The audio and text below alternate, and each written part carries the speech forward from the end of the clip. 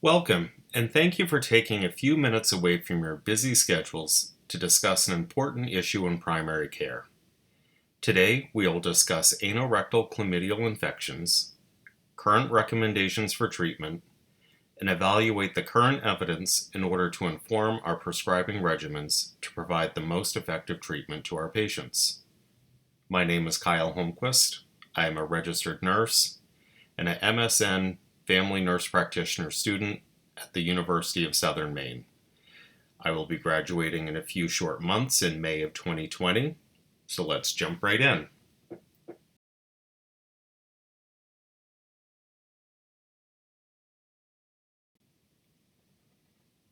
Chlamydia is the most prevalent sexually transmitted infection in the United States, with over 1.7 million cases reported annually. Chlamydial infections pose a serious public health risk due to its ease of transmission to pharyngeal, urogenital, and anorectal sites.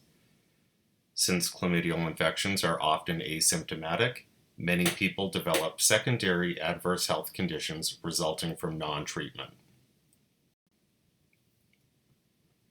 The CDC's current recommendation for the treatment of chlamydial infections, regardless of site of infection, are a single dose of 1 gram of azithromycin or 7 days of doxycycline 100 milligrams twice daily. This recommendation also extends to the sexual contacts of the infected individual. Refer to your state guidelines for partner services. The duration of this presentation will refer to these treatment guidelines simply as azithromycin and doxycycline unless otherwise noted. The current pharmacological recommendation is based on several randomized control trials and meta-analyses which tested the efficacy of azithromycin and doxycycline. However, these studies were mainly conducted on cases of urethral and cervical chlamydial infections.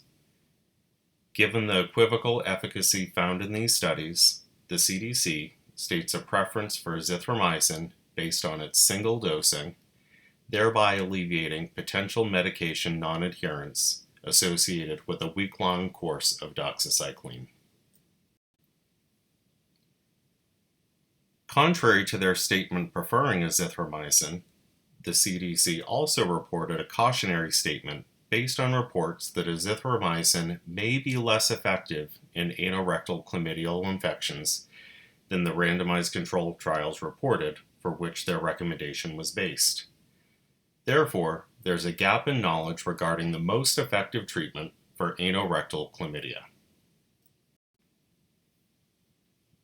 I conducted a systematic literature review for the most recent evidence within the last 5 years for original research that reported on the efficacy of azithromycin versus doxycycline for the treatment of anorectal chlamydia. After abstract reviews of the primary database results and ascendant and descendant searches, the final study selection yielded 1 Level 1 meta-analysis and 3 Level 4 observational studies. The observational studies were conducted in 4 STI or sexual health clinics in 3 countries, the US, Canada, and Australia. The meta-analysis did not report on site locations within the included studies. Across the studies, there were over 5,800 participants. Of note, men and men who have sex with men, or MSM, were overrepresented in each of the studies. Each of the included studies sought to determine the efficacy of azithromycin compared to doxycycline for the treatment of anorectal chlamydia. 2 of the studies varied from the standard 7-day course of doxycycline. Lee et al. Examined a 10-day course, and Gratrix et al. Reported on a 7 to 14-day course at the prescriber's discretion. Of important note, all studies verified the success of treatment with a test of cure. In the meta-analysis of over 2,600 participants across 8 studies, Kong et al. concluded that there was a random effects pooled efficacy difference of 19.9% in favor of doxycycline compared to azithromycin for the treatment of anorectal chlamydia. Of note, azithromycin efficacy was found to be only 82.9% effective in random effects pooled tests, where P was less than 0.01, while the study found doxycycline to be 99.6% effective. However, small sample size limited the statistical significance of this finding on its own. The observational study by Kosh-Rapport et al. Examined the efficacy of azithromycin and doxycycline for anorectal chlamydia as measured by the proportion of MSM who had a positive repeat anorectal chlamydia test after initial treatment. At both test of cure intervals, 14 to 90 days and 14 to 180 days, doxycycline demonstrated fewer positive retests than azithromycin. Statistical analysis reported that at 14 to 90 days post-initial treatment, men treated with azithromycin had a 5-fold higher risk of persistent or recurrent infection than those treated with doxycycline. And at 14 to 180 days post-initial treatment, there was a nearly 2.5-fold higher risk of persistent or recurrent infection when treated with azithromycin versus doxycycline. Gratrix et al. Examined the efficacy of doxycycline and azithromycin in women and MSM as measured by rate of initial treatment failure. In this study, azithromycin was the reference group with a treatment failure rate of 8.5%.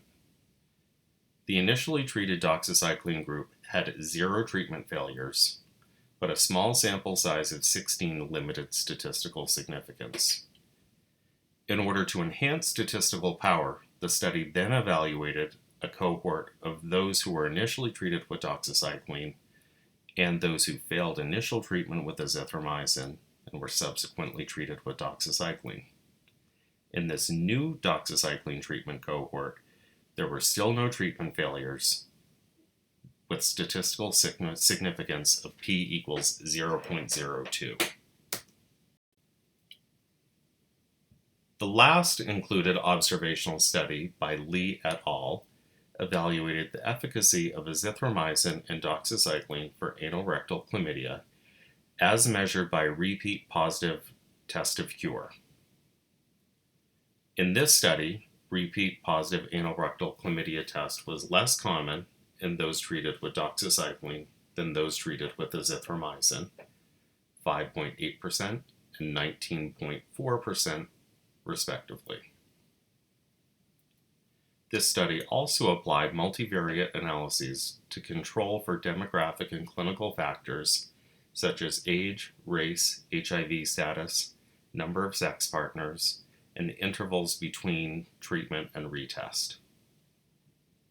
In these results, those treated with azithromycin had a nearly 3-fold higher risk of a positive anorectal chlamydia retest in the 14 to 180 days after beginning initial treatment. The evidence discussed today is compelling. All studies concluded that doxycycline may be more effective than azithromycin in treating anorectal chlamydia. The large number of participants, robust multivariate analysis to reduce confounding, and consistent results across the studies enhances the validity of the evidence and enhances the applicability of the findings. Despite these strengths, there are also limitations to these findings. First, none of the included studies are randomized control trials testing the efficacy of these two treatments. The current evidence relies on observational data which may contain within-study bias, such as unknown provider prescribing preferences, and variations in post-treatment education related to risk reduction. Furthermore, study sites, mainly being STI and sexual health clinics, may be responsible for the overrepresentation of MSM across the studies. Lastly, the CDC's favorability of azithromycin may be responsible for the smaller cohort of participants receiving doxycycline compared to azithromycin.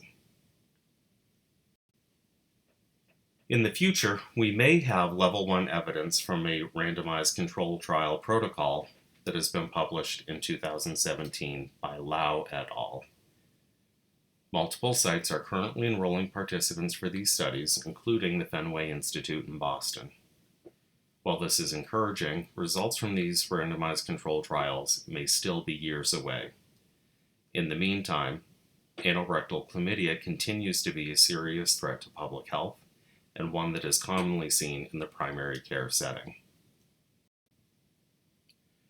We have already discussed the CDC's current recommendation for treatment and the caveats to their favored treatment of azithromycin. The evidence summarized in this presentation is unanimous in that doxycycline appears to be a more effective treatment than azithromycin for anorectal chlamydia. Given that doxycycline is also a CDC recommended treatment for chlamydia, providers should consider doxycycline the preferred treatment for anorectal chlamydia. Some providers may be concerned about potential treatment non-adherence with a week-long course of doxycycline. However, each of the studies reviewed today unequivocally demonstrate superior treatment rates with doxycycline. This evidence should alleviate provider concerns about treatment non-adherence. In addition, Kong et al. Proposed that treatment with a 7-day course of doxycycline may in fact deter patients from immediately resuming sexual contact, thereby reducing reinfection potential. Lastly, providers should consider potential pharmacokinetic differences of azithromycin and doxycycline in anorectal versus urogenital or pharyngeal tissues. An in vitro study by Foschi, Salvo, Savini, and Marangoni concluded that higher mix of azithromycin in colorectal cells may explain higher treatment failure rates with this treatment.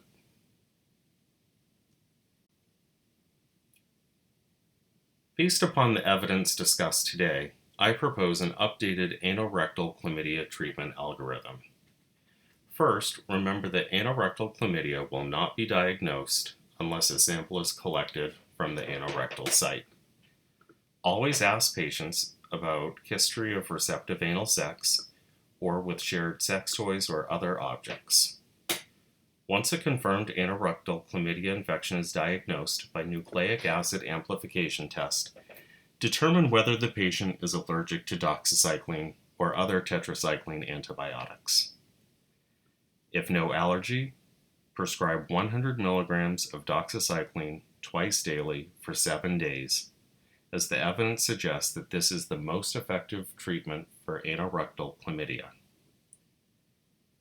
If the patient is allergic to doxycycline or tetracycline antibiotics, assess for allergy to azithromycin or other macrolides. If no allergy, prescribe a single dose of 1 gram of azithromycin. If allergic to azithromycin or other macrolides, prescribe levofloxacin or ofloxacin as indicated in the flowchart. In all cases, it is important to provide patient education on the importance of abstaining from sexual activity for at least 7 to 10 days, and preferably until the test of cure in 14 to 30 days after treatment. If abstinence is not acceptable to the patient, advocate for the use of condoms during this period. Especially in the case of treatment with drugs other than doxycycline, patients should be made aware that treatment with drugs other than doxycycline may be only about 80% effective for their diagnosis, and that the test of cure is essential in preventing reinfection. I am most grateful for your time and consideration. Please always feel welcome to contact me at the email address on this screen, if you have any questions, comments, feedback, or wish to share any clinical experiences. Thank you.